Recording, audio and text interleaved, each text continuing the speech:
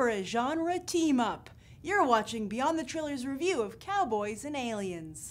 Who is she? She's the only one who knows who I am. You know who you are. You just have to remember. Grab your guns. We're right now. Come on!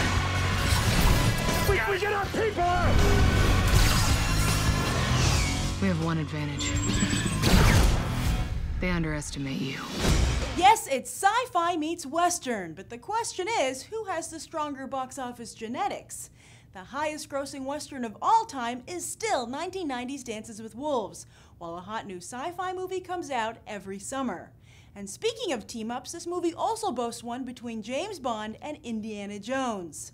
But are we talking Casino Royale meets The Last Crusade, or Quantum of Solace meets The Kingdom of the Crystal Skull? Surely both actors have their fingers crossed for the former, as Ford hasn't had a hit outside of his iconic franchise for a decade, and in Craig's case, never. Cowboys and Aliens is also a crucial film for Jon Favreau, the actor, writer turned director who had a bright spot with Elf, but really put himself on the map with the Iron Man movies. However, after Iron Man 2, he was taken off the franchise. Big mistake, or is that franchise all about Robert Downey Jr.? And on that note, Robert Downey Jr. was supposed to star in Cowboys and Aliens, and even introduce Favreau to the original comic book. But when Sherlock Holmes was such a big hit and Warner Brothers fast-tracked the sequel, well, Downey Jr. rode off into the sunset. Know who else rode into the sunset on this movie? Indians! In the original comic book, they are a major player as the iconic adversaries team up against this new threat of aliens. Man, forget aliens, why is Hollywood always so scared of diversity? Let's go find out what audiences have to say. Does Jon Favreau have a career post-Iron Man? Yes. The first Iron Man was probably one of the best superhero movies like ever because it was smart. Is this smart? Yeah, it's pretty smart. I think Iron Man was a pretty spectacular film in the first place, the first Iron Man. Yeah. So it definitely proved he had potential, and this was fantastic. I'm not a big fan of the Iron Man movies, but I actually like this better than Iron Man. At least. Really? Okay, yeah. cool. Why? Why did you like it better? I don't know. It's a sharper story. I thought the first Iron Man was kind of typical. This was good. It was started off slow. Okay. But it got better. Ooh, like a lot better, or just? A lot better. Oh, good. It's a Western in every sense of the word, just with aliens thrown in there here and there. It's not anything different. So it does get a little slow at times. So tell me, is this more of a Western or a sci-fi? Western. I would say it's Western. But What do you think? I don't know. I don't think it's really. I think it's a total marriage of the two. The question everybody wants to know: how is Harrison Ford? He played well. Is he Indiana Jones good, or? No, he was a different flavor. Oh yeah, he's badass. Oh, good. He's kind of washy at first, but at the end he turns and he does his his famous look. He was good.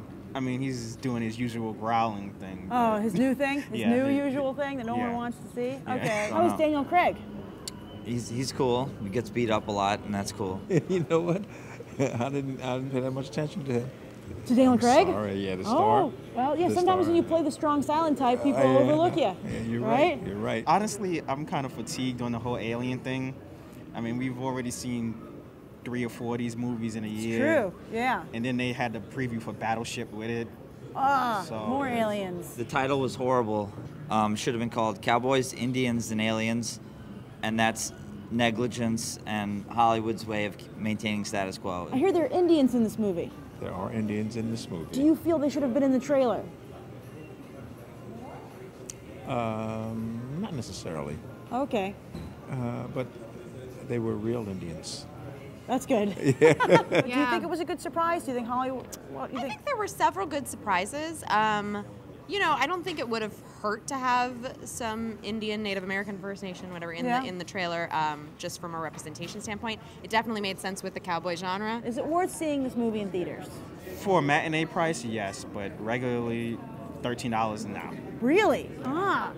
Is it worth renting it then? Renting, yes. Some movies you can see in a rental, Netflix, whatever. This you need to see in a theater, like other, great action movies. You just want to see it in the theater for the sound, for the effects. What would you give this movie on a 1 to 10? I would give it a 10. It was an 8. About a 6.5. Ooh. I would give it an 8. Okay, cool. What do you give it? Yeah, 8, 8.5. So it sounds like Cowboys and Aliens is solid summer fun as audiences overall give it an 8. And we're out here every week covering every major release, so be sure to subscribe so you never miss an episode.